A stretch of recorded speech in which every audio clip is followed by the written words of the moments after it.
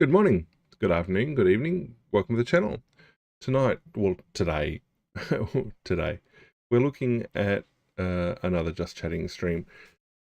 It's been a week and a little bit since our last one, and there's obviously been a lot that's gone on in the world, but we're not looking at all of that. There's a couple of things that I don't know how well they were picked up and covered off. And, well, there's certainly things that are related to things that I normally talk about, which we'll be interested to have a look at as we go through. And then there's also some bits and pieces to look at that, well, I saw as it came across the news, and I was like, well, there's a lot more to some of those things than it appears at first glance. Now, the first thing we're going to look at today is somewhat of a sadder story. Now, I remember back in the 90s when the Rwandan genocide was taking place, or the news reporting about it was first coming out, that I was still in school. So, well, that sort of gives an indication of my age. I mean, the colour of my hair and beard sort of gives away some of my age as well. But I was listening to the BBC World Service on a shortwave set. So now that was a bit old, a lot old, well, sort of older than me. Don't know how he had it, but I was listening to it anyway. And for a kid living out in the bush, the idea that I could listen to news from, well, the other side of the world was, well, amazing. And it was when I was listening to the BBC World Service that I sort of started to discover what was happening in Rwanda. Now, even though I was relatively all over my geography at the time, I had no idea where Rwanda was or what was going on, or the sort of ideas that there could be, well, violent differences between different tribes of people, different ethnicities within the same nation, and that for something that was developing into such a violent and bloody outcome, it was amazing that I hadn't heard or seen anything about it in the media we were getting in Australia. Now, at the time where I lived, it was the ABC News was the main national service. 7, 9, and 10, well, because I lived regional, we got regional news on each of those. The occasional national, I mean, you do get the occasional national service out of Sydney for the later news on those channels, but none of them seemed to have any coverage at all of what was happening in Rwanda. And the same went for the newspapers. We'd be looking at mainly the Sydney Morning Herald as a broadsheet. The Australian, I don't think we ever really read that, but you'd expect even in the World section or even on the Saturday papers, when it was still a very, very big paper, to cover at least something about it, even in a small column. And I was somewhat surprised. Well, I started getting an education that there were things that went on in the world, terrible things that happened, that didn't always make the papers, didn't always make the media, at least didn't always make the media in nations, in Western nations. And, well, it contributes to a lack of awareness of what's going on in the world. So what we've got going on in this article, and it is an Australian media article, but has largely been covered by international wire services. And as you can see here, they've pulled a lot of the reporting down off one of the wire services. But Sudan, once Sudan split into Sudan and South Sudan, I think a lot of people kind of forgot about it. Bit like how after, when eventually Western attention was turned on Rwanda, once the intervention took place, people forgot about it. It wasn't the end of the violence. Violence continued for some time afterwards. But here in Sudan, it sort of feels like Western attention just gave up on it after South Sudan gained its independence. I'm not sure. I couldn't be certain if Australia is still receiving refugees out of Sudan. But what has been going on is, well, something, it's not quite a civil war. South Sudan's sort of out of it, really. Darfur is still heavily involved as a region where there's still plenty of the conflict, but what's been going on has been militias, paramilitary forces taking on the nominal government forces, and they'd been building over a period of time to seizing, I think it is the city of Al Fasher in Darfur, sorry. The city had been surrounded for a while. They'd built earth berms and stuff like that, and the city was full of civilians. None of the reports seemed to indicate there was much, if any, military presence within the city, and the paramilitary forces had effectively cut the city off, and so there was a developing humanitarian crisis within the city. They've since captured the city, and the reports that have been coming out over the weekend and into the week have been, well, rather horrific. And accompanying that has been some satellite imagery which alleges to show, well, atrocities. It's horrible to see and horrible to know that it goes on. But it's something that, even going back to Rwanda and earlier, I mean, the fighting in the Congo has been, well, leaving all sorts of atrocities all over the place. But in this case, a number of years ago, I'd spoken to a former, well, he was Australian military at the time, but he'd been US military before that. And he relayed to me, well, he told me some of the, well, stories that came out of the initial Western response in Rwanda when the US military went in to get a feel for what was going on, because information just hadn't really been coming out. And the atrocities that they stumbled across without knowing, like they had no, I mean, they knew bad things were happening, but they weren't prepared for the scale at which they were taking place. And, well, it left horrible traumas, and the same goes for, there's an Australian military experience from there where troops were securing a camp. Outside the camp was a massive a massive camp of refugees seeking humanitarian aid, and the Australian soldiers guarding the camp were basically forced to stand there and watch or experience as the genocide continued in front of them. Rebels came and attacked the camp, and, well, a horrible atrocity took place in front of their eyes, and they weren't able to prevent it. and weren't able to do anything about it. And yeah, well, quite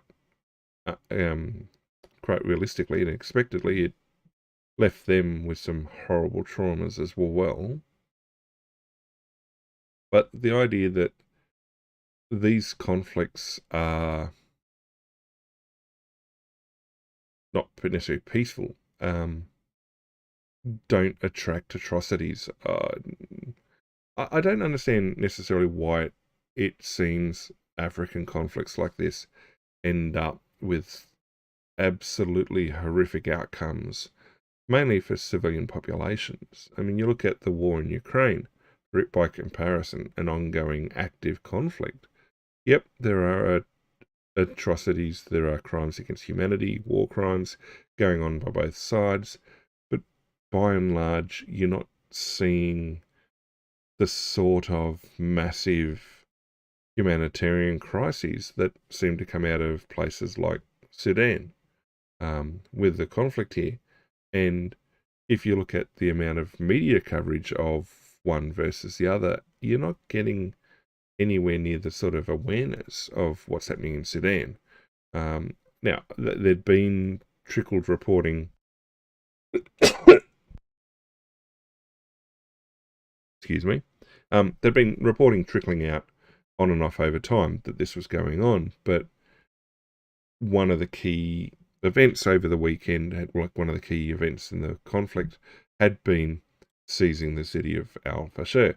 And yep, people were concerned that things were going to go rather poorly. And so there's been reports of, atrocities coming out of it, such as mass slaughter of patients at hospitals.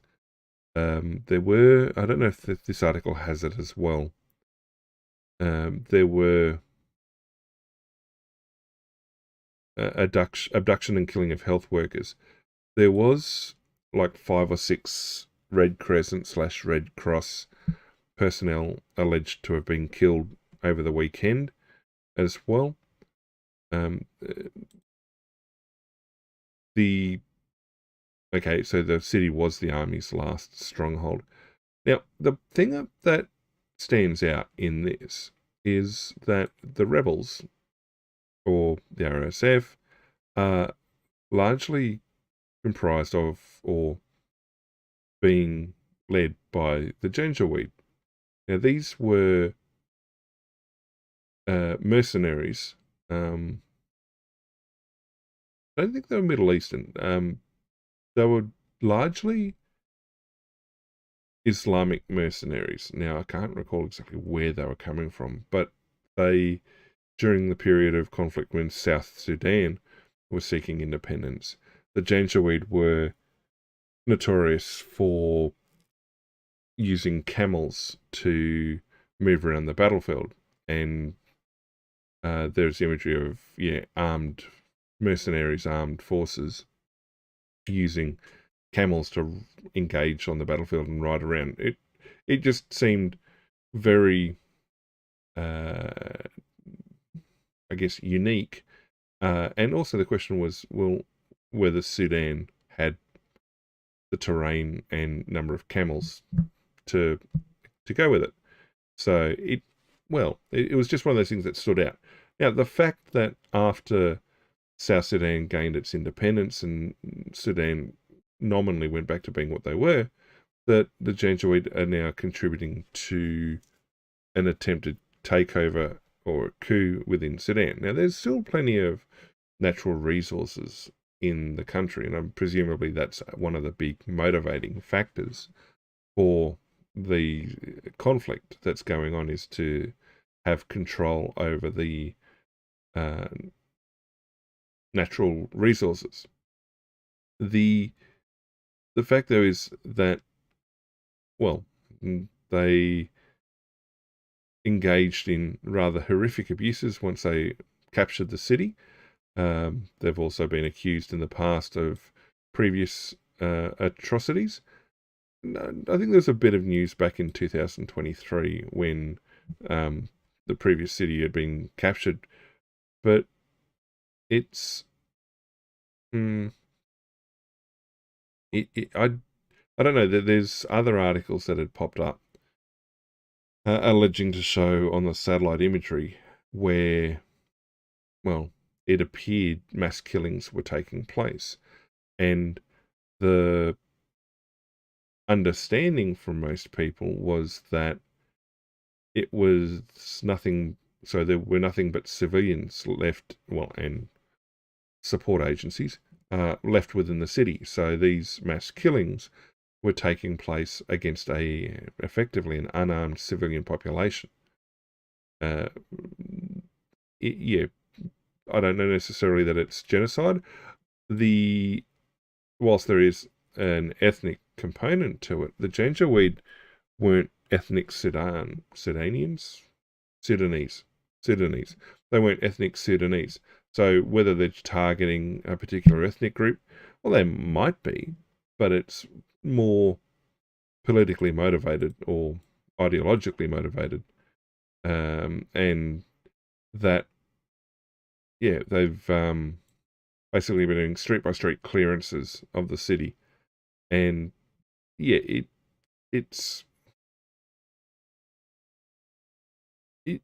is this idea that because no one's really paying attention to what's going on, anybody who's armed well enough can do what they want with little fear of consequence, particularly if they're now defeating the forces of the government of Sudan.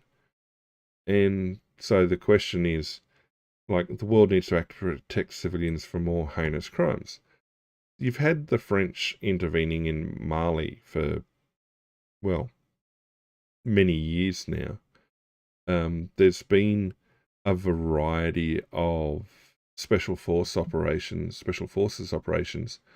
throughout Africa at various times and aiming at supporting or recovering or doing various bits and pieces.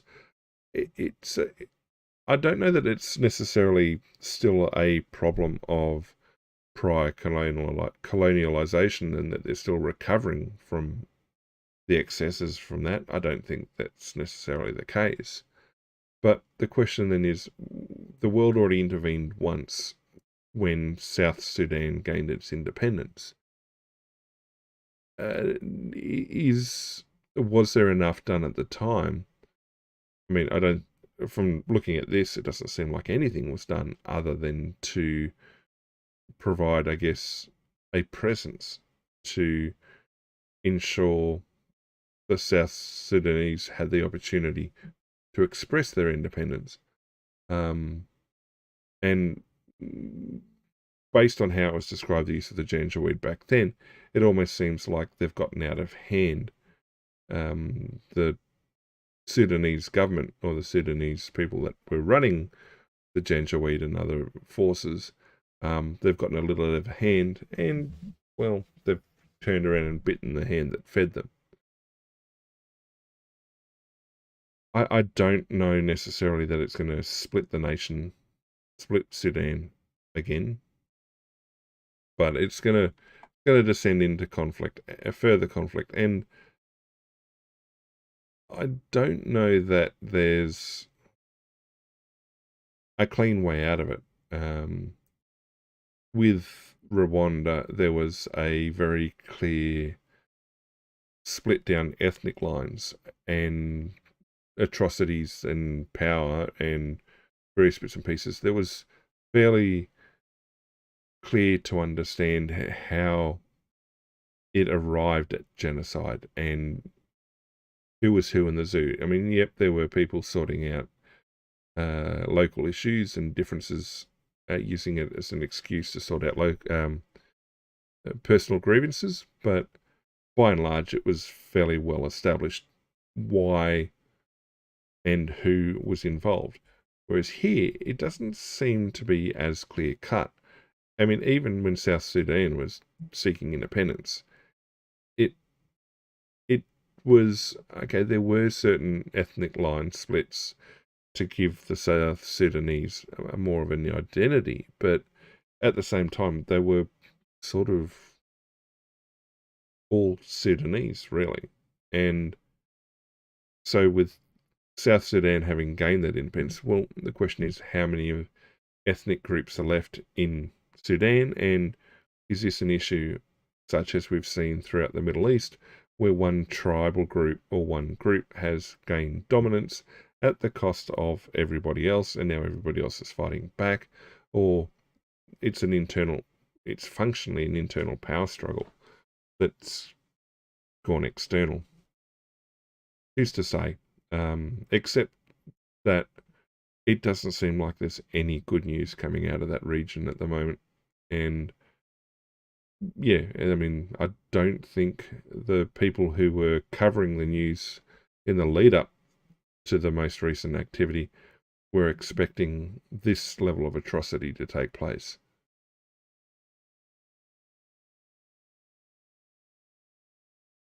All right. Enough on that.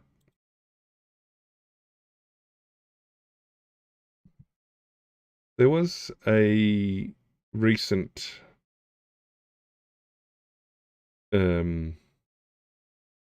lecture, I guess, given. Now, the person who gave it is John Anderson, former Nationals Deputy Prime Minister. I think it was the Nationals leader. Yeah.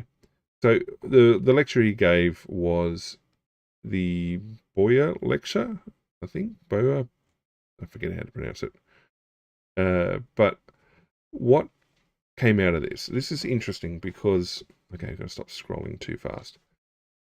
He talks about this, or the tagline on it was talking about how the Western democratic world is at a civilizational moment.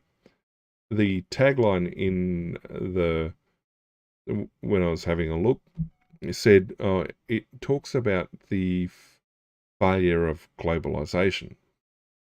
That's not a new concept. It's been kicked around a little bit, certainly over the last couple of years. When the Trans-Pacific Partnership attempt failed, there was certainly a bit more media coverage or analysis or opinions appearing, suggesting that this idea of a globalization had run its course, because we were seeing TPP after TPP. Now, TPP was a rather bad idea from anybody who wasn't the US. It took a lot out of other nations, and it forced them into positions that weren't really good for them. And when it was rejected, people said, well, it's a return to nationalism. Which, now, nationalism, people will associate with certain political ideologies, but the idea of protecting a nation's industry capacity, productive capabilities, working population, etc.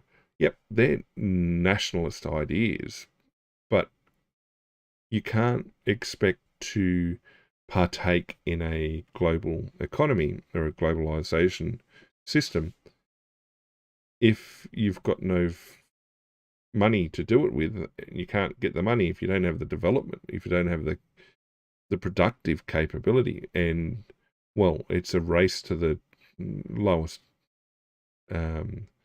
race to the bottom in terms of cheapest production. So production's going to shift to nations where workers are exploited, where there aren't the sort of employee protections, and people say, well, it helps lift standards of living. Well, it can do that, but at the same time, you've got places like I forget the name for it, special economic zones, some of which have worked and done wonders. The original one in Ireland did, but no longer exists. There's plenty in China. Shenzhen is a big one. Now, it is special economic zones are places where the host nation, the nation where the place exists, reduces tariffs and taxes and regulation, basically, within the zone, the idea is to attract foreign investment, industry to set up, and that they would then use the local population as employees, and that would then skill them. Now, in the case of the one in Ireland, it provided the kickstart to developing a more technical and capable workforce that had previously been either largely agrarian or low tech as such. I mean, Shenzhen, for example, very, very high tech, just across the border from Hong Kong.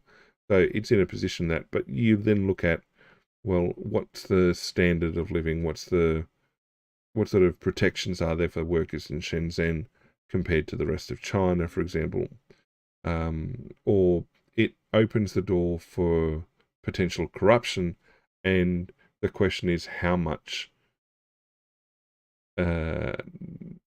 benefit now flows back into host nations from special economic zones. I mean, to begin with, it was great, but the proliferation of them now means it's a race to the bottom again.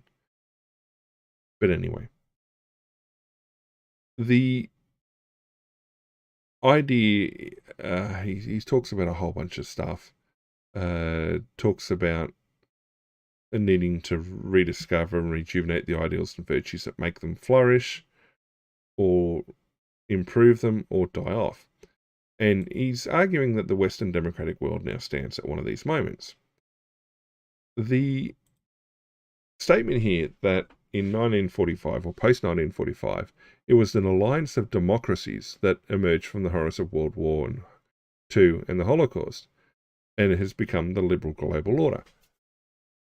Now, I find that an interesting statement, because when you look at the nations that, or the major allied powers that won World War II, came out on top, you could, well, depending on how you look at the nature of the US at the time, or the UK, of the three, only two could be regarded as democratic systems. Russia, which then became the USSR, I don't think anyone would have claimed that they were a liberal democracy in any way, shape, or form. And in fact, a lot of nations coming out of World War II, and that, I guess, post-World War II periods are going into the Korean War and into Vietnam, there was a lot of wars of liberation, a lot of decolonialization taking place. I'm sure if you ask the people in Bengal what they thought of UK politics at the end of World War II, they probably weren't that enamored with the idea of this Western liberal democracy. I mean, yeah, India gained independence, and then Pakistan, and then Bangladesh. You had a lot of colonial holdings through, well, Africa. Kenya gained independence not long after World War II, all the way through to, Rhodesia, Zimbabwe, Angola, Mozambique. You look at Southern Africa here, Algeria, Tunisia. Well, Tunisia, I'm not sure if they were French, but Algeria in particular, obviously Indochina was eventually kicked out the French and then the US.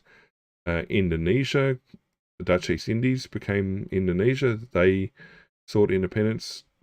East Timor, eventually, well, very, very briefly gained independence from Portugal before the Indonesians steamrolled them.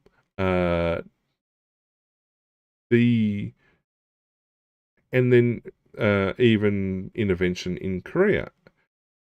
The idea that the South Korean government that was established before, during, and after the Korean War, I don't know that they're necessarily a liberal democracy.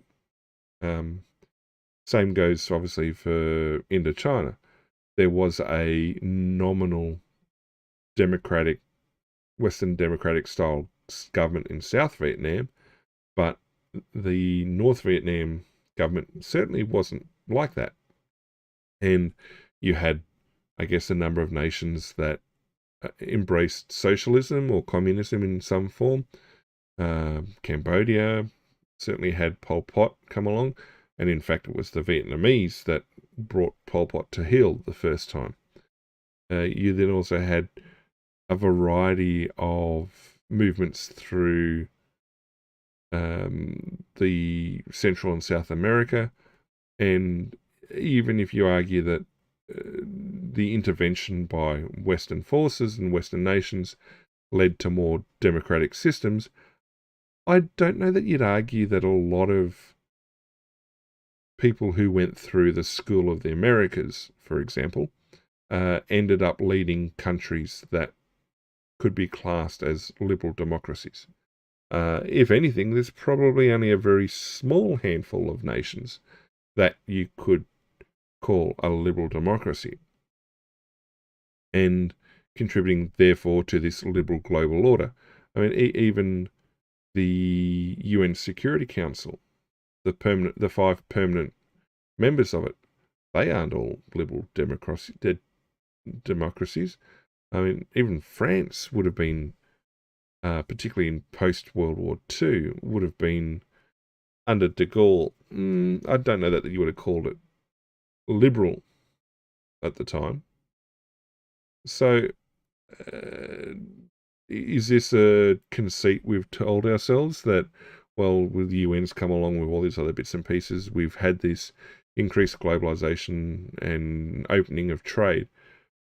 Well, it wasn't until Nixon basically engaged with China that China opened up for trade, more realistically. It's, I mean, okay, we're in the first quarter of the 21st century here, but the various manufacturing bases in Asia, say through Japan and South Korea in particular, they didn't hit their straps for many years. I mean, they all went through a period where their exports or their technology was seen as a joke. And then eventually they developed their systems and capabilities to a point that they're no longer a joke. Some more recent than others. Like, for example, if you look at a Hyundai car, for example. Now, Hyundai are a massive conglomerate, making ships and all the other bits and pieces and lots of stuff. But a Hyundai car, through the 90s, even to the early 2000s, they're regarded as rolling junk. But in more recent years, they've developed a lot more reliable cars, a lot better build quality. Their systems have really come up, and in part because they're part of massive mega conglomerates and things like that. It's like saying Samsung. You go back 30 odd years, and the idea of a Samsung phone would have been, well, about as realistic as an Apple phone. But the major companies like Nokia and Motorola and everybody else, well, they got swarmed by these other companies. But it's this idea that it was a liberal global order. I don't think so. I mean, even as those other nations change governments and things like that, I don't know that you'd necessarily say it's a liberal. They've become liberal democracies. I mean, you look at Indonesia, for example, post-independence. They went through a period of very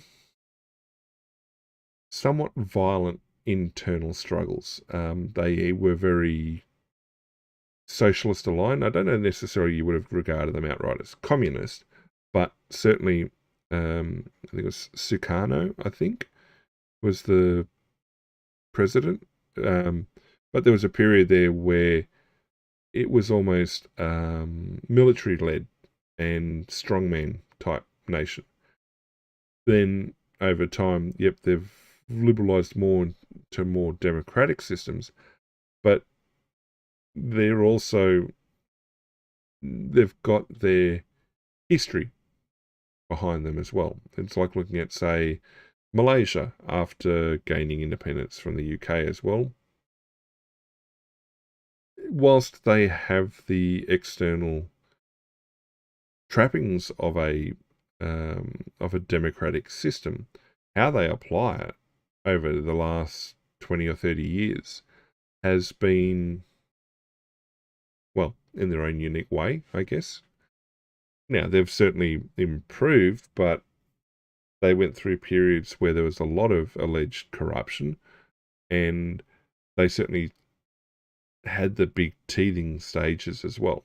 So the idea that the globe has this massive liberal global order, I don't know so much. Now, certainly the reconstruction phases of Japan and Germany certainly did try and lead towards this democratic systems being introduced to replace the ones that had been in place before.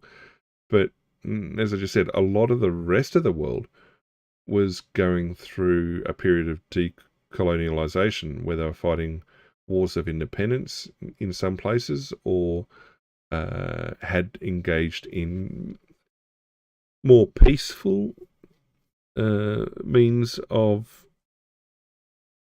transferring power, but oftentimes it was at the point of a gun. So, yes, there was a lot of peace and prosperity, and yes, post-1945, the world has at large been more peaceful than it has been before. Yes, the subsequent fall of the Iron Curtain seemed to suggest that Western democratic systems were superior to planned economies and of the socialist systems. There's how they were implemented. Okay, I mean, that seems okay on the surface. Market economies had sort of triumphed. Well, I mean, there are many reasons why the wall fell and things like that. Yes, you can't protect or prevent people from seeking better systems, I guess. That, well, it regarded itself as being not unique, the better ideological system. Okay. Then he goes on to say that democracy is in retreat. Well, okay. So you had the Arab Spring starting, when was it? 2000.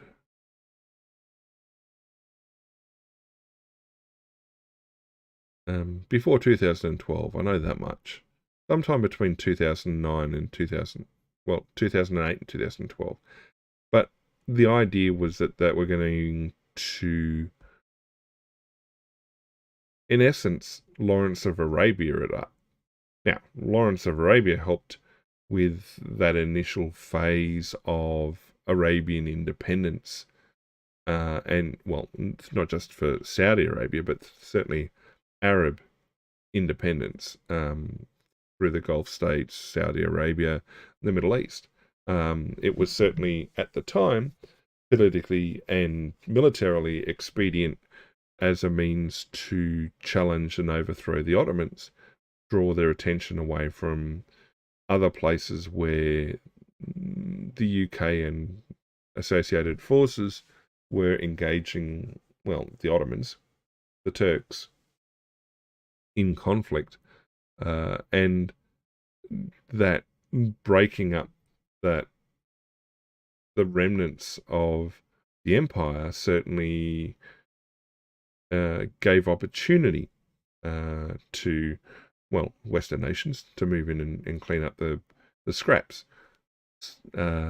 Drawback being how some of these nations then emerged was not done with respect to local populations that much, and effectively led to strongmen appearing.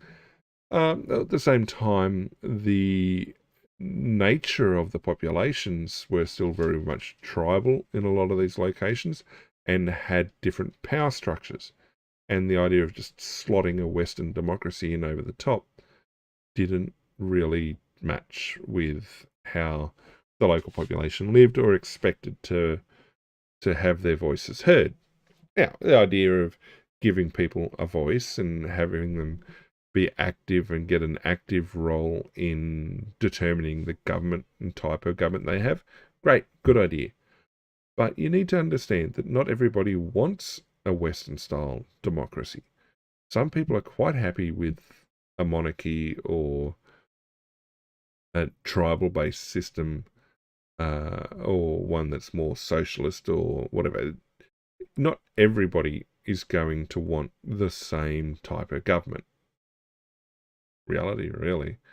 So the idea of the Arab Spring as a means to overturn some of these governments that, well, some nations decided weren't free enough, worked to an extent, but also saw in some areas a worsening of local government infrastructure and support, and the emergence of, well, not necessarily the emergence, but uh, allowing more uh, violence to appear, I guess, more terrorism to appear. I mean, just look at, say, Syria as an example. I don't think many people would say that the Assad family were necessarily good in terms of how they expressed their power. And certainly there were people that suffered under their rule. At the same time, though, a lot of minorities within Syria received protection and were able to live openly and express their minority status and beliefs and things like that under a degree of protection. Following the civil war that dragged on for a lot longer than it probably should have, and the question about the appropriateness of the various groups that Western nations were supporting. It hasn't become a Western democracy. There's no, if anything, it's become even more of a strongman type setup. And the nature of the people who've secured power in Syria is such that a lot of those minority populations are now at real risk of being eradicated because the people that gain power aren't very nice people at all. And so the question is, was it better off with Assad running the system, or these more extreme people running the system? And it's like also looking at Iraq as well. Whilst the Ba'ath Party and the tribe that Saddam Hussein belonged to, whilst they might have been a minority in terms of overall population within Iraq, and the way they expressed power was rather brutal and violent, it held a nation of very disparate populations and peoples together. And one of the things that was experienced once they got rid of the Ba'ath Party and Saddam was that the power vacuum was not smoothly taken up, or power wasn't smoothly taken up by any one group. It basically civil warred its way through things. So the idea that we could have introduced these Western democracies by funding rebel groups and independence movements, it didn't work out in practice. It seemed to be an ideological misunderstanding, I guess. It looked like the sort of thing that somebody who had academic experience went, yep, no, this works in the paper. It's going to work in the real world. Well, no, not quite like that. I mean, you could almost argue that the start of the conflict in Ukraine was linked to the tail end of the Arab Spring and those pushes to overturn governments and things like that, because Euromaidan was a replacement of the government in Ukraine at the time. And yep, the rest flowed out from that. The idea that global freedom is declining, political rights and civil liberties deteriorating, well, some of that is the West's fault. In fact, a lot of it is the West's fault, because they led to those nations being overthrown or throwing in their support behind nations or groups that probably should not have had support. So, like I was just saying there with Syria, whilst the situation before the Civil War wasn't necessarily great, it was light years better than what it is now. And the same goes for what happened in Iraq post 2003. Before 2003, yeah, it wasn't great. But what happened afterwards was much worse. And that goes to looking at, I guess, I'm sure that there are plenty of leaders around the world who look at things like that, particularly from smaller nations or places where there are very split ideological groups within the nation. And they're looking at it and going, I don't want that to happen to me. Therefore, we take steps.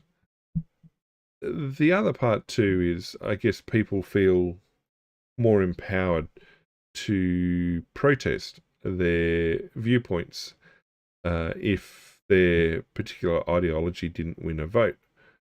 I mean, it says here what election-related violence in 27 of the 66 nations, 2024. Now, we know that there was violence in Nepal, there was violence in Madagascar, there was violence in Peru, there was election violence in Cameroon?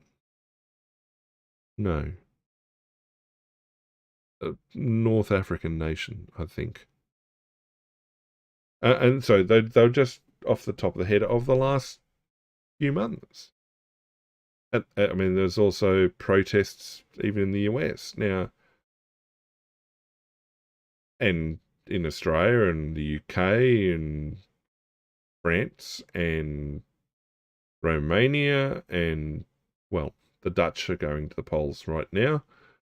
Do you say that the protests, I mean, some of which went a little bit violent, I think there's some dark money at play, and there's some professional protest groups at play. It almost seems like that for nations where the political swing has been more to the right, been more conservative, there's been protests and there's been violence to a degree. It follows down the same line of people saying populism is bad. Well, the will of the people, I mean, that's the whole point of a democracy, is to provide a government that represents the will of the people, and that if the people don't like the way the government is, then they get replaced at the next election. But it became a thing that the term populism attracted a negative point of view, because people saw it as a conservative thing. It got labelled as, well, these conservative popular movements, and, well, ideologically opposed people were complaining about it. And it's like, well, hang on. The whole point of the democracy is that it's the tyranny of the majority, effectively. And that the needle has swung. It'll swing back in the future. But it seemed that there was a lot of dummy spits going on. People were complaining because their particular ideology lost the election and that they were unwilling to work with the people that had, or to accept that their viewpoint wasn't the dominant societal viewpoint. So, The Economist, okay, well, they've a little bit left-leaning, or a lot left-leaning, says that only 45% of people living in some form of democracy, 39% under authoritarian rule. It depends on how you define it, doesn't it? And so this idea of this liberal global order, so liberal globalization, has come to an end. I just spent the first few minutes explaining. Don't know that it ever really existed outside a very, very narrow number of countries. That, yep, there are, say, for example, let's look at China. China had their civil war post World War II. Even the KMT, the Chinese nationalists who ended up in Taiwan, I don't know that you would have necessarily described them as, liberal democratic. Almost a police state, really. In those early years, there was sometimes very little in practical terms to separate them from what was happening on mainland China. But even in mainland China, the communists went through several iterations of themselves and how they applied power and everything else. And the way you look at the Chinese government system now, it's centrally planned. Yes, it's almost a socialist democracy. I mean, well, no, hang on. Well, I'll wind that back. It's not a democracy in any. It's not even really a market economy because the special economic zones lead to it. But it's not quite communism either. Sure, it's the Chinese Communist Party that are in power and will always be in power. Well, not always, and have been in power for many years. It's not quite a communist system though. It's sort of evolved somewhat in and taken on a number of capitalist tendencies. All right, but you wouldn't regard them as a social democracy or a liberal democracy. I mean, the idea of Hong Kong having greater freedoms post the handover from the UK, it seemed to work that way for a while. But the protests in the last few years seem to suggest that mainland China is expressing its will a lot more. And the suggestion to a number of people who are very liberalised that any conservative swing is seen as authoritarianism or a loss of this liberalisation. That's not true. The nations don't swing that far or that fast. There is a significant degree of momentum in economies and amongst nations. So,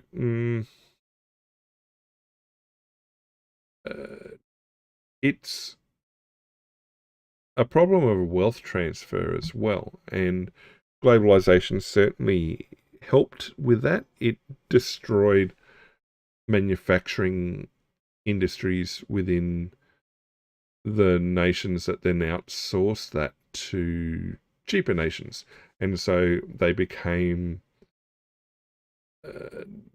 service economies, going back to the old primary, secondary, and tertiary industries. They outsourced their primary and secondary industries in order to become a tertiary economy, an economy based dominantly on services.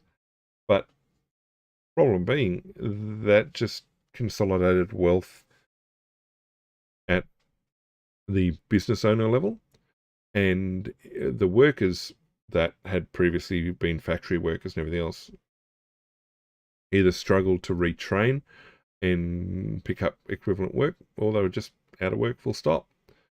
And yeah, it did raise standard of living in some of the nations that picked up the manufacturing work.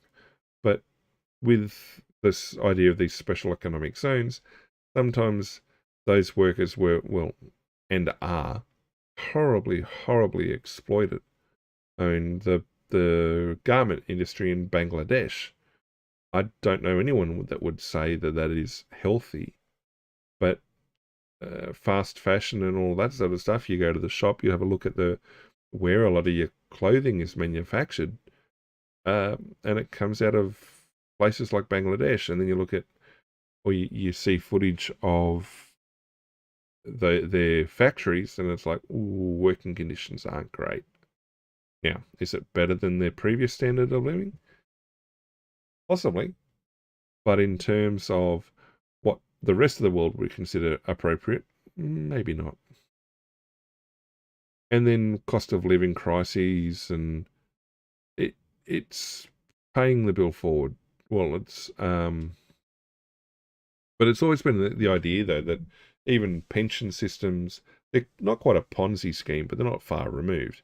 It's, other than very small periods of time in world history for various nations, there've always been systems that have relied upon future workforce and economic production in order to fund the active obligations of retirement for the class that had retired, if retirement is ever going to be a thing again in the future. And so, yeah, it's, I don't know that authoritarian systems are overtaking that in that regard.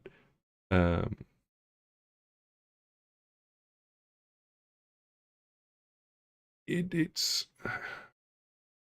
a lot of these complaints, a portion of these complaints seem to be along ideological lines, that people are looking at, say, Trump, for example, and saying that his stuff is anti-democratic and authoritarian. But we encountered that opinion piece, or the article a few weeks back, that in the midst of complaining about all of that, was forced to admit that, if anything, Trump is acting completely within the powers that are granted to him by the system. So whilst the way he's going about what he's doing might be confronting to some people, he's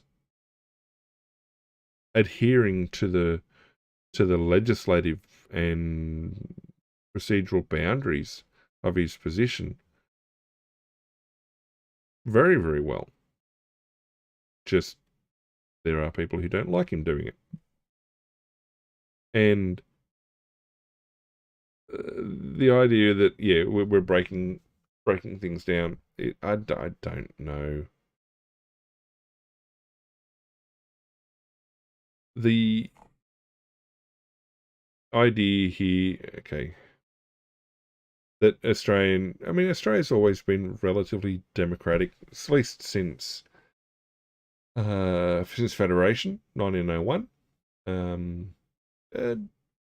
There's been the emergence, I guess, of socialist elements within the governments, well, within political parties, but it's largely been relatively democratic. The main power base, even now, is a progressive Labor and very, very progressive lunatic Greens, and a conservative Liberal and National Party.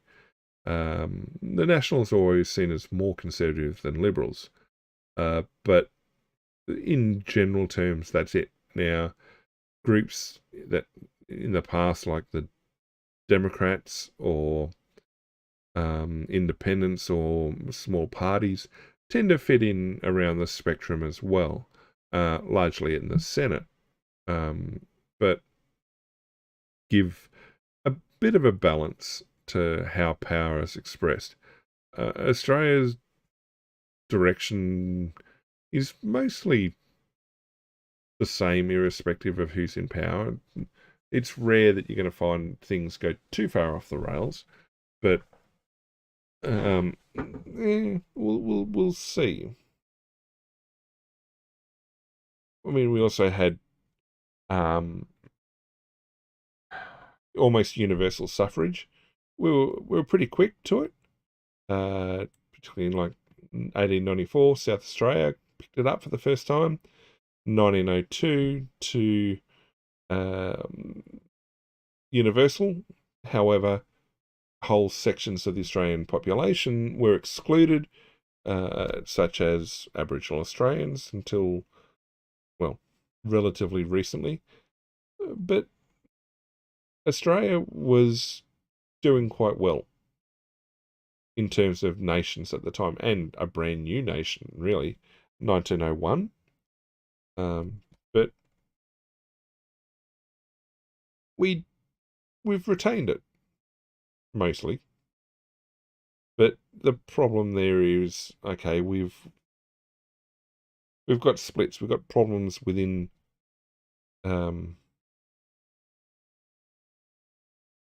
how things are done. Now, it's almost a national pastime to not trust the government. Now, this is coming from somebody who was a politician for many years, and at one point was Deputy Prime Minister. I don't know that this is necessarily a concern. I mean, it encapsulates that people don't trust their government that great. Well, that's healthy distrust of power. That's always been an Australian characteristic. I mean, at the same time, we've also got compulsory voting, and the idea that people are disengaging and are complacent, I don't know. I mean, he admits that, yes, our rejection of hierarchy, our easygoing irreverence, and our refusal to take ourselves too seriously, well, it sort of plays into that complacency and everything else. That, yeah, it's,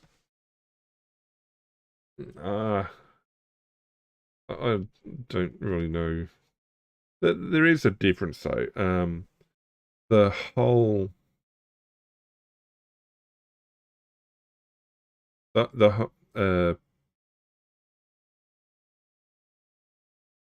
like national defence policy and things like that. Australia's Defence Force, ADF, we'll roll it back a little bit.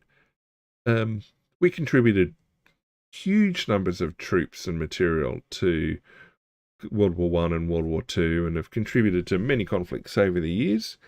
But you look at the capabilities and numbers serving in Australia at the moment. Now, we've come out of a conflict, Afghanistan and, well, basically the Middle East. But even then, numbers of serving members weren't escalated to like Vietnam levels and things like that. Certainly post-Vietnam, there was a shift in, I guess, Australia's defence stand. It was wound down to a peacetime military and stayed that way for, well, through until the 90s.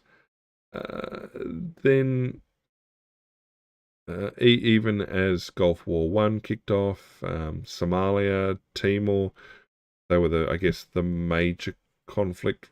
I mean, we'd always contributed troops to the UN, but Somalia, Gulf War One, and Timor were the main, military deployments in the 90s. even then, the enlistment numbers never really ramped up. I mean, they probably did, but not massive numbers. They were still cutting personnel numbers through the late 90s, early thousands. And then 2003, everything kicked off. But even then, I don't think that the enlistment numbers really rose that much. And when you looked at the number of vessels Australia had in its Navy, number of aircraft in the Air Force, and the number of troops and how they were distributed in the Army, there was a fairly reasonable question of how does Australia defend itself against a hostile belligerent? Were we to see a war on the level of World War II or an active invasion by another country? Well, for a start, which countries could do it? What is the purpose of how long could we expect to survive as a nation?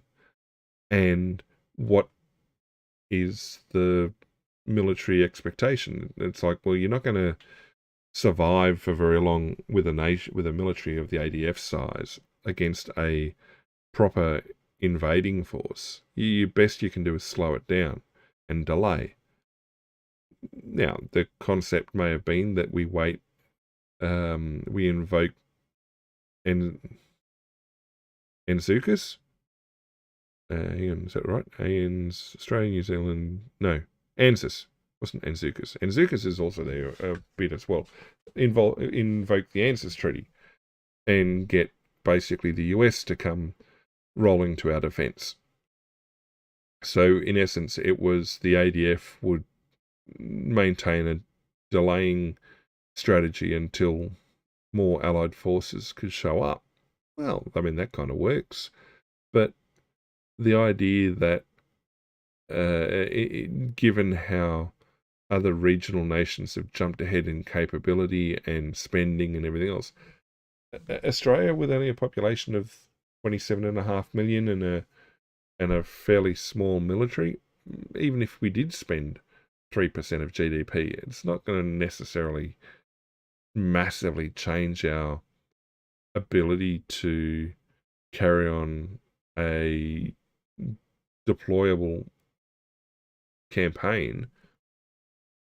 Certainly not at a level that we did in the past. I mean, we're talking Vietnam era. And so, yeah, there is a big change in the attitude, and the same goes. I don't think there's the public taste for it. The public's got the stomach for it, really. And certainly, yeah, compared to World War I and World War II, and a little bit of Vietnam, there just isn't the support now. Yeah, Vietnam obviously had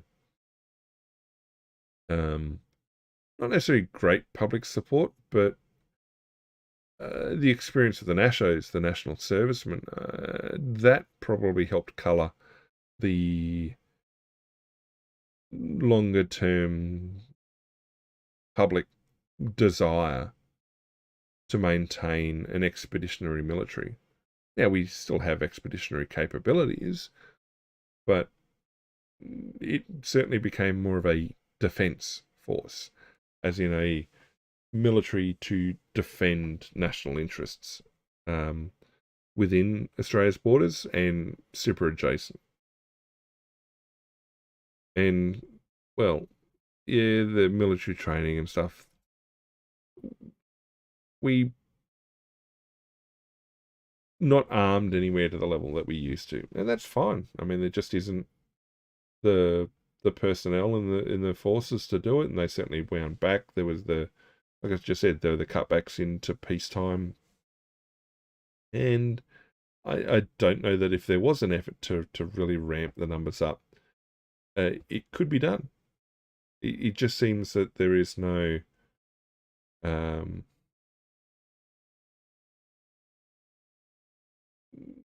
no stomach for it. Now, the idea here that he says that we have no mine-sweeping protection in terms of ports. I mean, you're looking at mining being used in the Black Sea at the moment with the Ukrainian conflict, in order to get mines into Australian ports, well, you need the belligerent to reach all the way out here and do it, which gives Australia the opportunity to stop it. Yes, loss of mine hunting, okay, that's a problem, but question is it a capability that is realistically going to be used against us in the future, or potentially going to be used? Now, the fact there's no BMD, I don't know. Again, you look at the size of the country and what you'd need to protect major population centers and stuff like that. Now, South Korea, for example, they've got deployed surface-to-air missiles and ABM, anti-ballistic missile systems, BMT systems throughout South Korea, and they're pretty well overlapped, and I mean, it's defense in depth, but if you're going to do that here in Australia, well, one, it's prohibitively expensive, and two, I don't know that you're necessarily going to get systems rolled out for Australian defence. Again, you don't necessarily have the numbers of personnel to run them and to keep it running. Let's assuming that you go for, say, a Patriot Pack 3 or something like that. Great, it'll integrate into the US system when the US comes along to help with our defence. But how many of them do you need in order to protect the major population centres? And what sort of reach do they have? How far are you expected to defend? I mean, even nations that are actively engaged in this sort of stuff find it difficult to intercept anything really above SRBM type stuff. If someone wants to reach Australia, it'd have to be a larger IRBM up into ICBM type class. And, well, there's debate about whether the Patriot, like a Patriot Pack 3, can effectively defend against a target like that. Yeah, I mean, it's one thing to say, well, we need BMD protection, but the reality should be considered, are we even in a position where that is a real threat?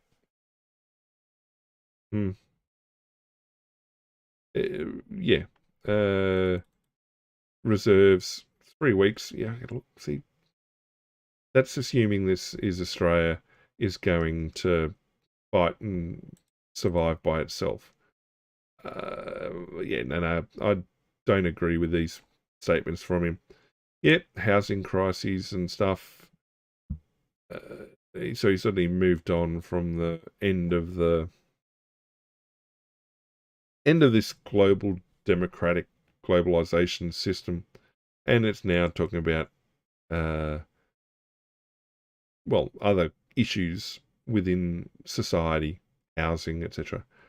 I gotta say, I find, I mean, this is obviously an older suburb that has been rebuilt. I mean, there's a house that's probably original, probably one back there as well. A lot of these have been rebuilt or extended. You look at the amount of space. They've got a backyard pool, good for them. But they've built right up to the property boundary. It looks like the carport side. And effectively right up to the property boundary on both sides, the overhang. And it's like, well, where's the space? This house as well has touching the property boundary on both sides. Same back here. There's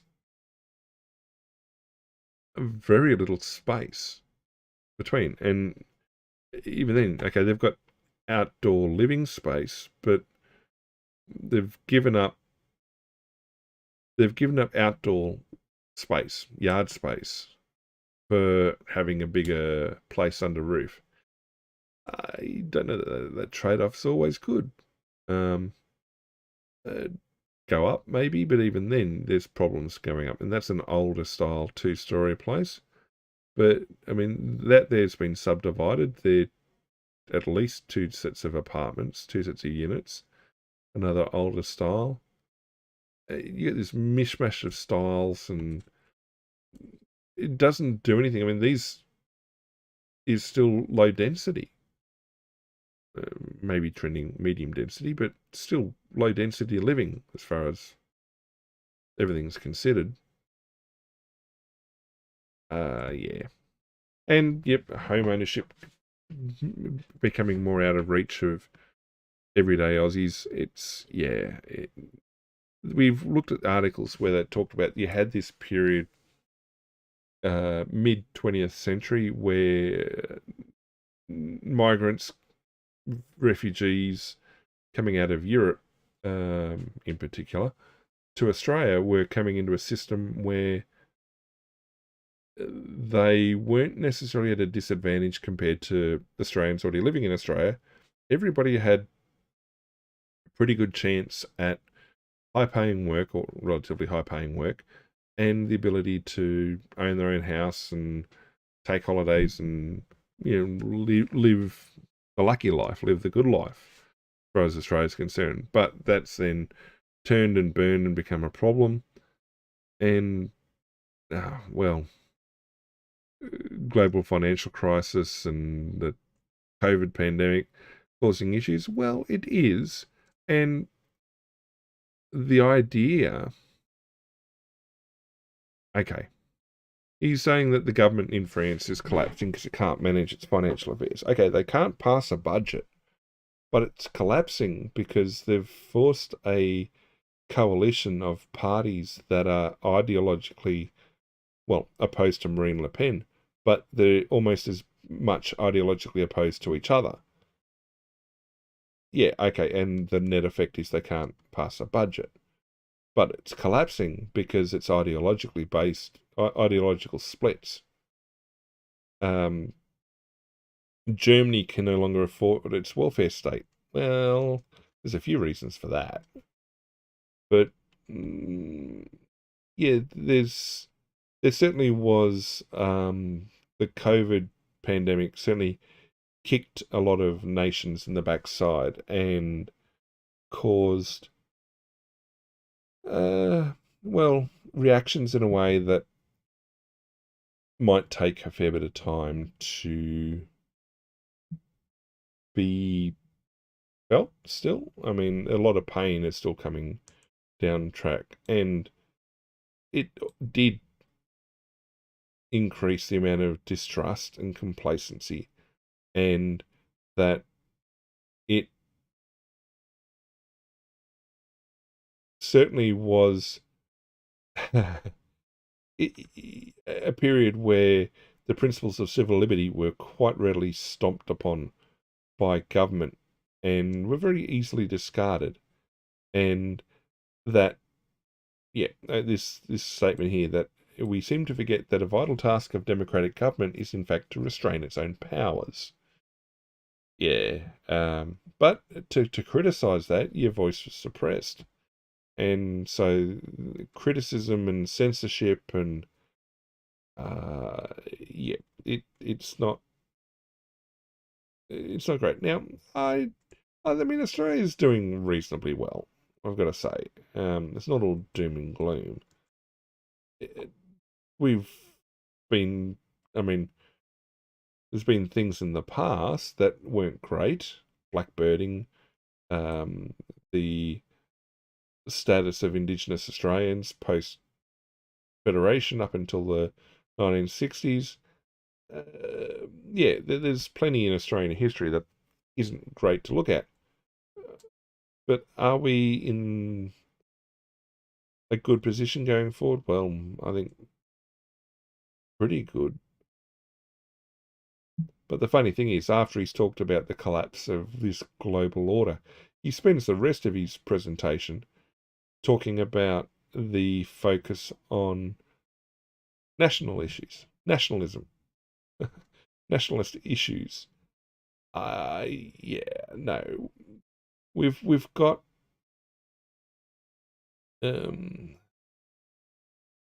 issues obviously going forward. There are valid issues for people to protest against. There's not a reckoning. There's still things that have to fall out of what took place in and around COVID, for example. Certainly the powers that governments are trying to take for themselves. I mean, even the whole idea of the under 16 social media ban, for example. That's one of those sort of things where you look at it and it's like, well, is that a suppression of civil liberties, or is it a step too far by government? This is falling of a democratic system because it was being introduced by people that weren't elected into positions. So it's interesting. Related to that is an opinion article brought up by Peter Grest. If you're not aware of who he was a journalist at the time. At least that was his main reason for being there. He was jailed in Egypt for a period. And, well, you talk about press freedoms and everything else. Well, it's a pretty clear example of not having a free press. But what Peter Grest is talking about here in this article is that he suffered in Egypt, but he sees Australia's path towards surveillance and, I guess, big brotherism not in a very positive light. Okay, yeah, people want to feel safe, etc., but the problem is it gave political space to pass an extraordinary suite of laws that create a culture of surveillance and secrecy at all levels. It's the issue that the Patriot Act in the US encountered. Immediately post September 11, 2001, there was I guess, a national urge for vengeance and a desire to throw away liberties in order to secure power that could be then used to bring terrorists and bad people to heel. The problem is, as people have long said over times, and this isn't just necessarily the Patriot Act, is that it's one thing to take power. It's another thing altogether to give it up willingly. And so when you consolidate power like they have in the Patriot Act, you're fighting an uphill battle with Congress and governments and presidencies and administrations to, well, dismiss the Patriot Act, wind back the powers captured within it. Similar sort of things happen here in Australia. I mean, post September 11, I mean, we also had the MV Tampa affair, which led into a big change or a bigger shift in handling of potentially illegal migration. And we're still feeling the effects to that now. And it's also, I guess, the idea that if you're going to give yourself powers to use against a section of the population, or you've got to consider what's going to happen when the political pendulum swings back in the other direction, and as to whether those powers will be used against you, and whether you're comfortable with that. If you're comfortable with that, then fine, go ahead, secure the powers and use them. But the idea that, yeah, we're introducing or taking these extra powers. And, yep, so he says that he's been exposed to, well, worked around some horrible authoritarian ones. But he says that Australia seems to be far more secretive and, well,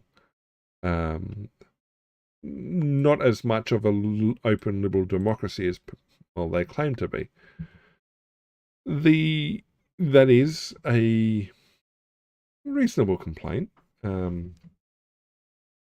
don't think it's necessarily without foundation. It's also one that we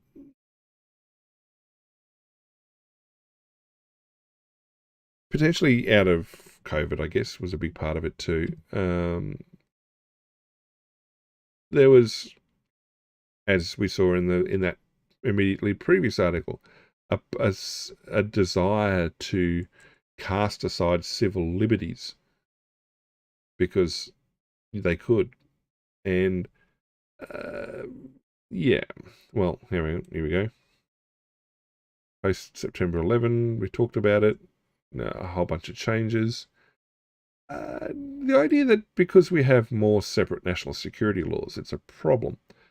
I'd actually prefer that. The alternative is you have some sort of omnibus bill.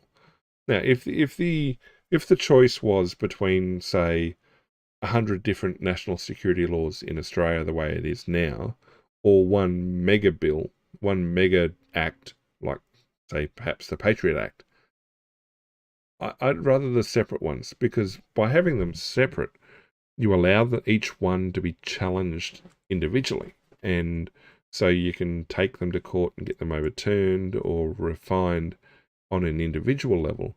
Whereas if it was an omnibus, you'd struggle to separate it out from the overarching legislation. At least if it's a separate bill on its own thing, it gives more transparency. I mean, not that anyone reads the legislation anyway, but it forces debate and decisions on more discrete levels rather than everything under the sun. Yeah, I mean, I think, I don't know, like I said, I don't think that's a criticism, a valid criticism, I guess. And yeah, I mean, this is a criticism that's leveled against, I guess, other nations as well with their systems as well, that these policies and rules that most people think of as like wartime powers, they've now become permanent because once that power's been grabbed, it's not going to be given up. It's like certain taxation rules in various countries around the world that were meant to be short-term or interim taxation measures are permanent. What government is going to give up revenue? So, data retention. So there's issues now. Obviously, he's got his issues with all of it. He sees this data retention legislation as terrifying. I think anybody who was or is privacy paranoid was probably expecting this to have been done for years beforehand, if not by Australia of Australian citizens, certainly by other foreign intelligence services, or even foreign technical companies having the ability to reach in and look at some of this sort of data, or anytime Australian data transited through foreign networks, it gave people the opportunity to look at it or to capture data on it. Now, some of this is a fundamental misunderstanding of how technical networks and data exchange takes place. There's plenty of it, this metadata, that is essential to routing of information through the internet and various other networks as well. So the idea that the metadata is captured, to be honest, is not that much of an issue. I mean, I suppose it depends on what they use it for. But the idea that it wasn't previously being captured or wasn't previously being used, yeah, I think it is a little bit off target with that one. Now, if it wasn't just the metadata, if it was the actual data being captured and stored, okay, you've got more of a problem. But anything that transits through US networks, in previous years would have been captured in total. Just trying to think what the name of the rooms were. I mean, in the big, I'd have to look it up. I don't want to get it wrong. Yeah, the various intelligence services basically made a copy of every bit of information passing through various commercial US networks. Now, far beyond metadata. If your data, by virtue of an efficient routing path, ended up going through that network, it was captured too. And it's the complaint here is that your metadata, whilst it's not specific data about what is going on, it allows enough to build up a pattern of life or a pattern of activities of an individual. Yeah. I mean, it's a little bit easier if it's an electronic footprint, but I mean, the same sort of information could have been gathered in the past. It just required a lot more hands-on effort.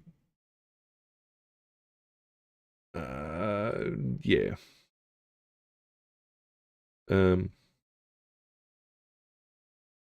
Now, again, the government's taken power for itself, and then the question is, how does it use the legislation? And this is a fair point. I mean, 350,000 requests for metadata? Is that appropriate? I don't know. I don't think so. And it certainly does seem like a bit of an overreach, as it says here, like a local council using it to try and find out the identity of a dog or the owner of a dog who'd left a mess behind. Yeah, okay, that's a bit of an overreach. But again, that sort of information potentially could have been gathered beforehand. And that's not so much a failure of the legislation. It's, well, I suppose if the legislation gives permission for anybody to access it, it's a failure of the systems in place to limit the access to that information. And, well, it talks about accountability and, I mean, as this guy's a journalist and has spent time in prison because of his journalistic work, yeah, protecting sources. Yeah, okay, fair enough. You could be concerned that the government, I mean, it's not beyond that concept. I mean, exposing whistleblowers. There's plenty of reasons why people want to keep identities, if not secret, off the record. Yeah, I can see his point here that it's very hard to maintain off the record or protected information. Even wasn't necessarily metadata, but it was national security stuff when it was exposed that Australia had been gathering intelligence on East Timor and that it had influenced the outcome of oil and gas lease negotiation off the Northwest Shelf. No, not the Northwest Shelf, sorry, off between Australia and Timor. When that got exposed, it's like, well, there was the national security elements of it. But a lot of the information that had been gathered and how it had been gathered and everything else would have been the same if it was all completely physical rather than electronic. Yeah. Sources are drying up. See,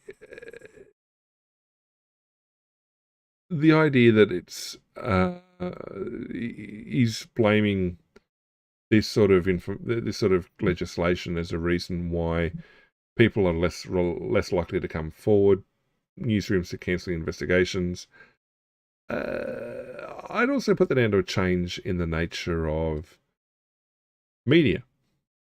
And the major media organisations are no longer as well funded as they once were, so they can't afford to take the time to do these deeper level investigations that they once did. And people find that are finding that they can hop on social media and have their own voice and get the reach, and information flows out that way now instead.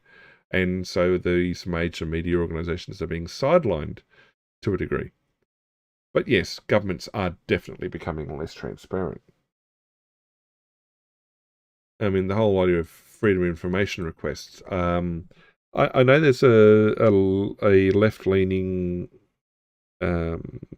site that is basically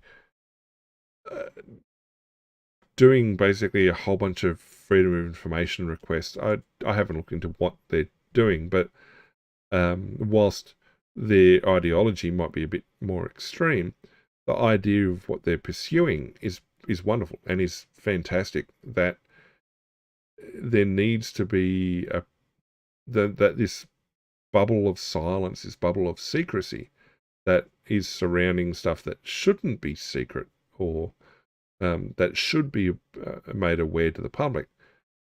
The idea that these freedom of information requests are taking years to be responded to, and so they're fighting the good fight by constantly lodging freedom of information requests to get information. Now, if you've ever been on the receiving end of one of these requests, they're not fun. They're not fun to comply with, particularly if they've come down from on high, because then you're pressured by senior leadership, as well as the obligations to meet whatever's required for it. Yeah. But the idea that you can, an expansion of the scope of information the government can refuse to release on a public interest test, ooh, that's not so good. That's not so good. Now, cabinet in confidence has always been a thing. I don't know necessarily that. I mean, I get why he says this, but I don't necessarily agree that that's the case. But yes, no, look, less transparency in government is always a bad thing. But yeah, it's. I do like the idea that there needs to be a bit more pushback on it. Certainly. I mean, I certainly agree with his viewpoints in that regard. All right, on to something a bit, well, I wouldn't say more different. We're not going to push too hard. I mean, that was those two big articles today. This one is, oh, let me move the mic, makes noises. All right, so this came out last week as well. Apple versus the European Union. It's been interesting to see how it goes. Who's advocating more for user privacy and user rights? Certainly, obviously, because this is a tech-focused site and very much reporting on Apple stuff, I think they're going to be probably more inclined to support Apple. But the idea of now, I forget when exactly they introduced it. Does it say? Here we go. iOS 14. Okay, so anti-tracking, app tracking transparency. So when iOS 14 came out, you started seeing these pop-ups. So these notifications appear in apps and in apps, just to ask you whether you permitted them to track your activity, largely the unique phone identifier, and so you required active permission to gain that information, which then basically allows for use patterns and stuff to be established. Metadata. It's a unique, very useful piece of metadata. Now, that on the surface seems like it's a great thing for privacy, that you want to give your users the opportunity to determine whether they want to opt in or not, and that you make it opt in.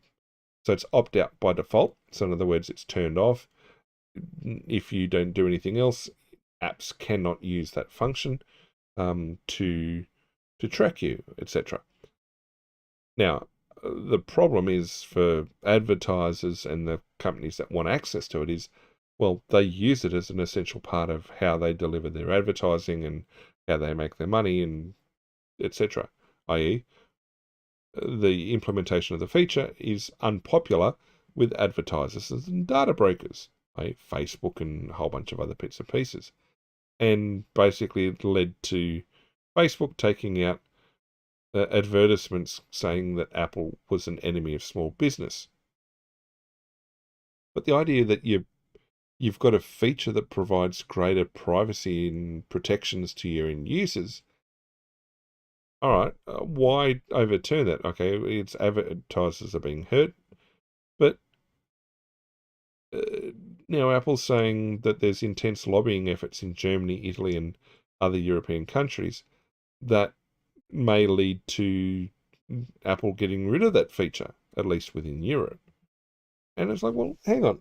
For a group that is so much about, the EU, this is, about the privacy and protection of the consumer and citizens and things like this, it seems at odds that they're coming down in favour of advertisers and data brokers. I mean, the amount of yelling and screaming that took place about Cambridge Analytica and what they did with information from Facebook, it's like, well, hang on.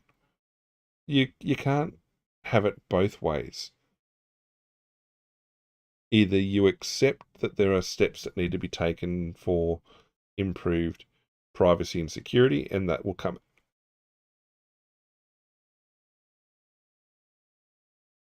at a cost to some other businesses,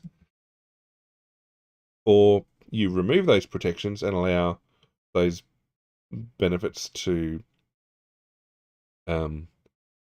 work. So, I mean, the Germany's Federal Cartel Office has preliminarily ruled that Apple abused its market power with the app tracking transparency feature, giving itself preferential treatment, so private API type thing, even though Apple says it does not collect data from third-party apps. Apple's restrictions made it far more difficult for app publishers to access user data relevant for advertising. Well, yeah. And they're being fined by France's competition authority, saying it's, complicated the process for users to opt out of tracking. Well, it seems pretty straightforward. A single alert that pops up. And unfairly disadvantages third-party devs and ad providers. Yeah, it's a complex setup, particularly if they're going to keep chasing things like that. And I'm sure the comments are going to say, look, no, look, yeah. It's bizarre. It's just insane. And it's another one of those things where you start questioning what the EU is up to. And whether the EU is really focused on protecting its consumers and citizens, or they're just as corrupt and able to be bent to special interests as anybody else. It's, I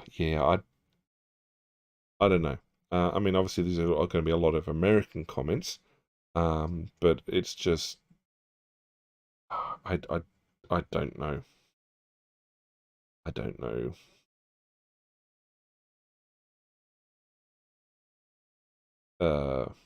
Doesn't make a lot of sense. Okay. Look at the time, how far we've gone. We'll plop in another one or two articles.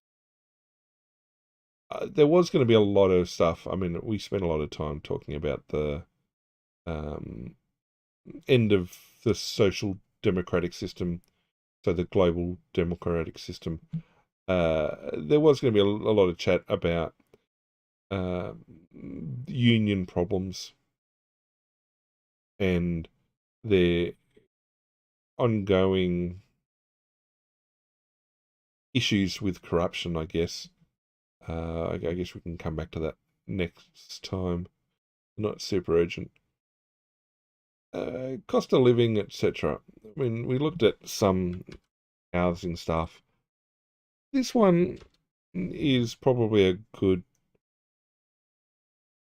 article that came up where, yeah, it's the reality facing a lot of young adults, school leavers, uni leavers, that sort of thing, that they're, because of the cost of living and the cost of accommodation and things like that, well, people are going into share housing and or living at home with family in multi-generational households. There's certainly, I mean, those things have always been around, but they're becoming a lot more common. And the idea that whilst they're trying to study, they're working multiple jobs, generally part-time jobs or casual jobs, and so the ability to secure regular hours can be difficult. The availability of those jobs is not as common as they once were. It takes people many months sometimes of looking to get jobs in the industry or even related to industry. And yeah, this sort of reality is near.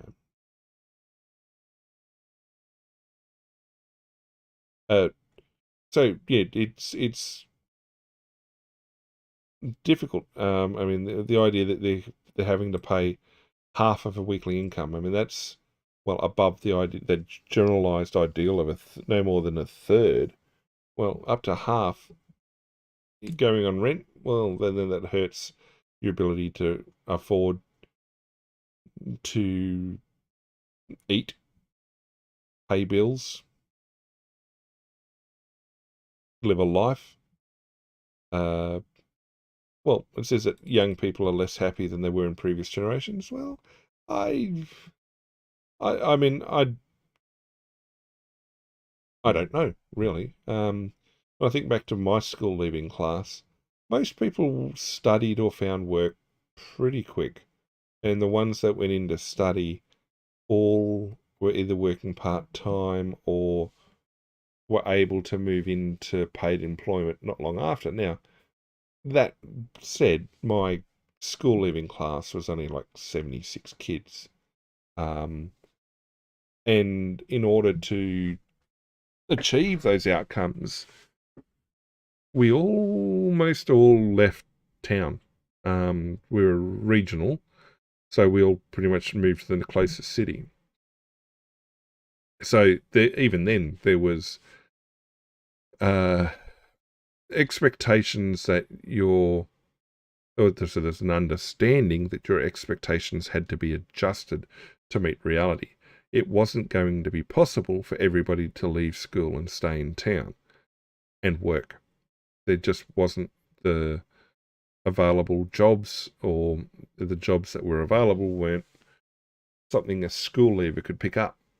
And so, I mean, there were apprentices and things like that, but by and large, we all had to leave and go to the next big city. Now, I'm listening to school leavers and uni leavers now, and they're talking about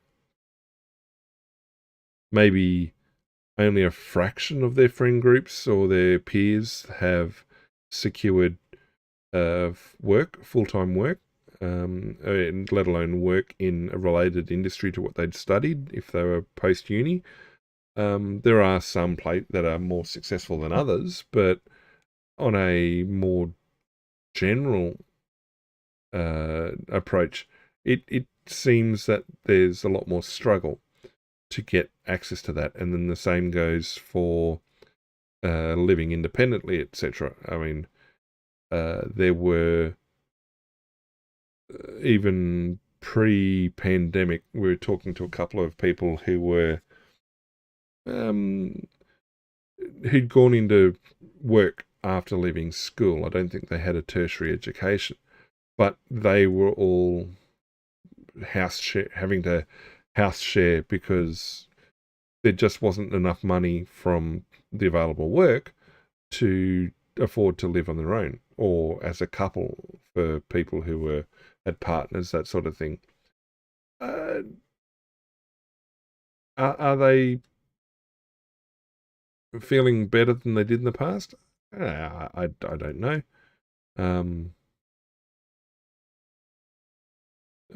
It's certainly cost of living, I think, is the big one. I mean, cost of living has always been an issue, but it certainly feels like it's becoming more of a problem. You can't hide the massive increase in the cost of accommodation, for example. Okay, so 2025 now, the property prices in the last 10 years, let me have a think. 10 years? Yes. Have basically doubled, depending on certain locations. I mean, effectively close to doubled. And so that's what, 10% increase per year. There was a much faster increase. So they basically doubled actually in about 6 years, and then have sort of stagnated for a period and seem to have started taking off again. Because I think there was there's some natural resistance points in the market. So the resistance point that housing nearby sort of hit is the $1 million mark, where you've got to overcome this reluctance from buyers to spend that amount of money. Eventually it's going to be broken through and prices will carry on again. But there was a house nearby that sold, just an everyday house, sold at $1 million. But I think they, unfortunately, well, good for the vendor, the buyer purchased at the peak of the market in recent years. And so it then spent a couple of years losing a little bit of money, but it's probably back up to where they paid for it, if not a bit better now, and carrying on. Now, $1 million house is what, $1,000 a week rent, even for a family, because it's a 4-bedroom type house. I don't know that you're going to get people willing to pay $1,000 a week rent on a house. Now, I don't know what the current wages and salaries are, but my pay never went up like that. So the whole affordability, whereas I think when I was in the position of these school leavers,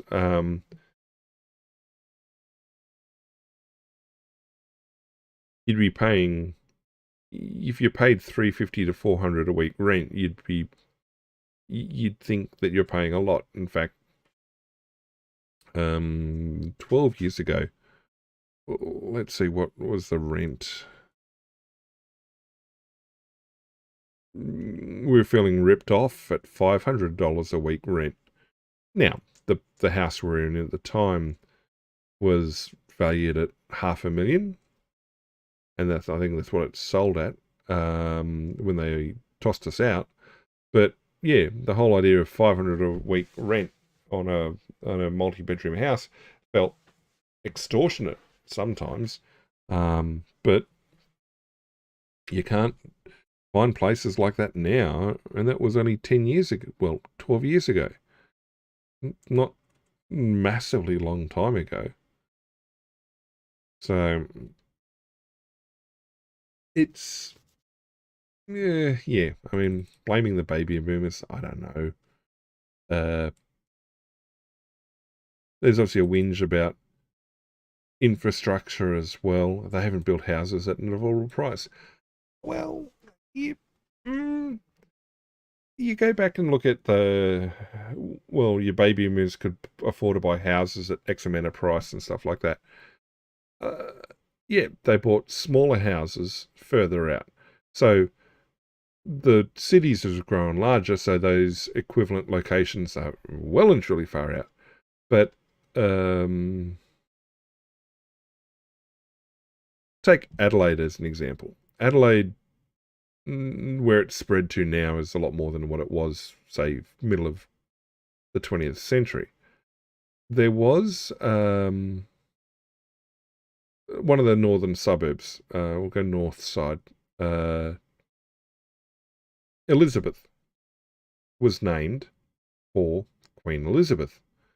And it was basically a new development in the 50s, I think. Yeah, and it's a lot of smaller houses, relatively large blocks nowadays, but smaller houses, cheaper for the families and stuff to buy in. Now, suburbs like Elizabeth and Salisbury stayed economically depressed and never really developed the value that other suburbs did, but that was where people could afford to buy in back then. These were suburbs that were almost satellite towns with how far out of the city they were. Yet people say, well, no, well, baby boomers screwed up their housing system. It's like, well, all the infilled suburbs now that go from Elizabeth back into the city, it's all suburbs.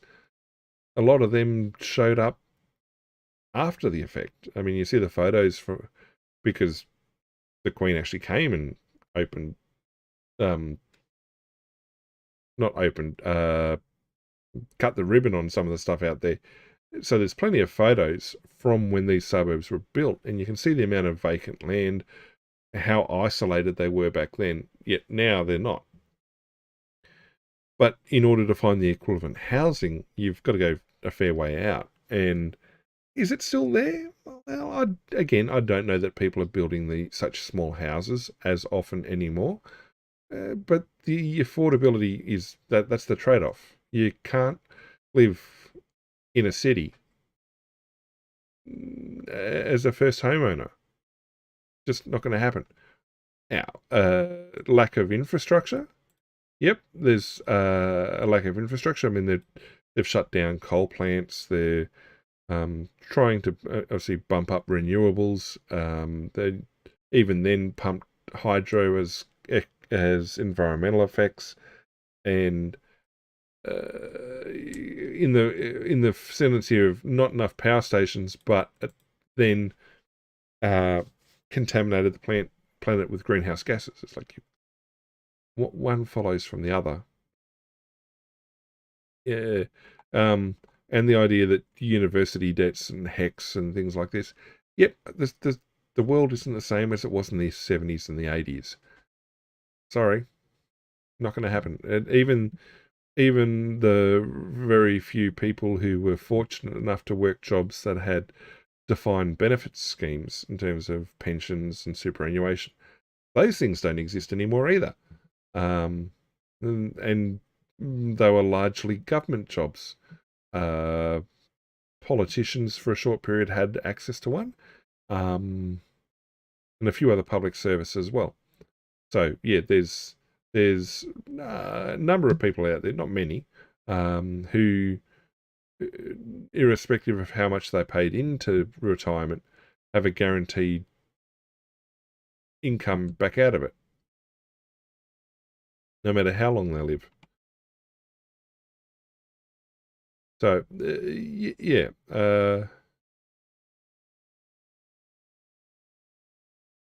yeah, $1,000 a week rent. Yeah, which is fair enough, complaining, and it's always also competitive. The market has really kicked off in the last few months. It was flat for a little bit.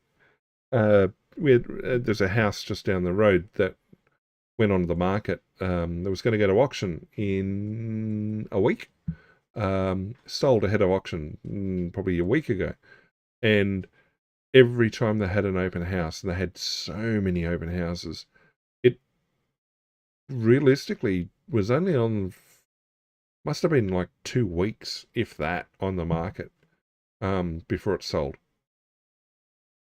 And to sell ahead of auction means that they've got an offer that they felt was very, very desirable. But yeah, the amount of time a house is sitting on the market, very low, which means, well, there's pressure on it, which means vacancy rates are going to drop and everything else. So, in the fact you've got a group of students looking to like share house accommodation, yeah, you're competing with quite a number of other people for a rental. Are they going to be as desirable long-term renters as, say, a family is, or somebody who's got permanent work? It's almost a straight-up economic system. And is it unfair to them? Well, it means they miss out on accommodation, but you've got to look at them in terms of it's a competitive system, and if you're not providing the benefit to the vendor that another candidate will, then your chances are you're going to lose out. And so the idea that, okay, well, we're falling behind and stuff. Well, yeah, it's a competitive system. Sorry.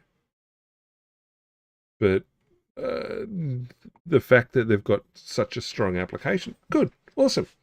You've got to have that strength to overcome the weaknesses of your application. Yeah, so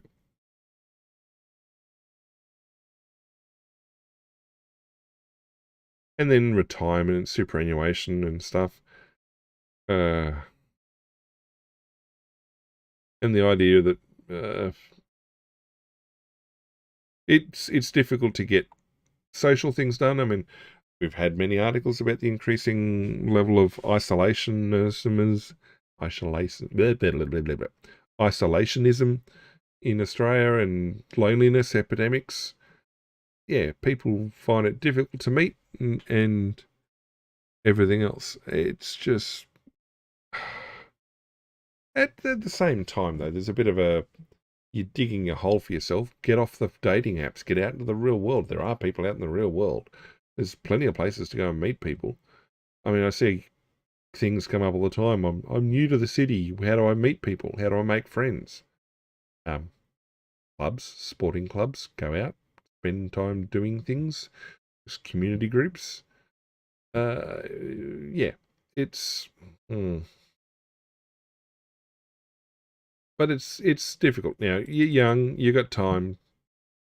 But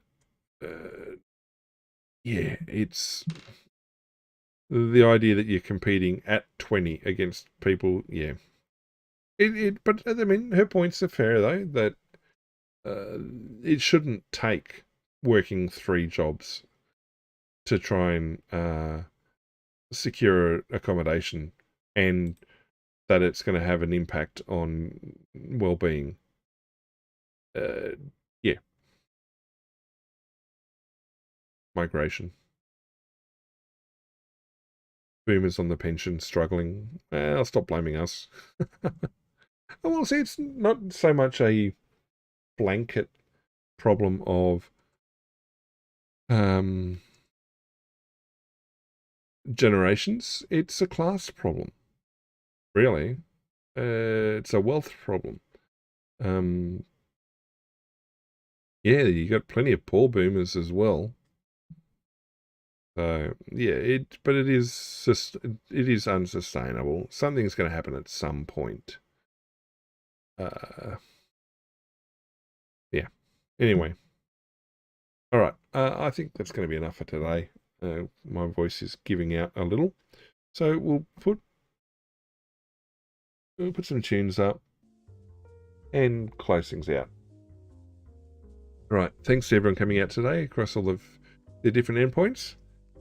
The channel wouldn't be the same without you, so thank you very much for being here. Next stream is going to be probably a gaming stream tomorrow night, looking at Prince of Persia Warrior Within as we're pushing through the last of our playthroughs on that, and then through into Subnautica over the weekend, and then back into the regular schedule from next week once Spooktober is done. Otherwise, the schedule, if you want to keep on top of things, check out the various socials around the place. Well, you've got messages going out on Twitter and Insta before each stream, indicating what we're when, and the Discord will also pick that up, as well as putting messages out when the stream goes live. Don't forget we have our giveaways on Discord. This week it's a copy of War Pips, and that's drawn before Sunday's stream. But otherwise, big thank you again for everyone coming out today, and we look forward to seeing you again next stream.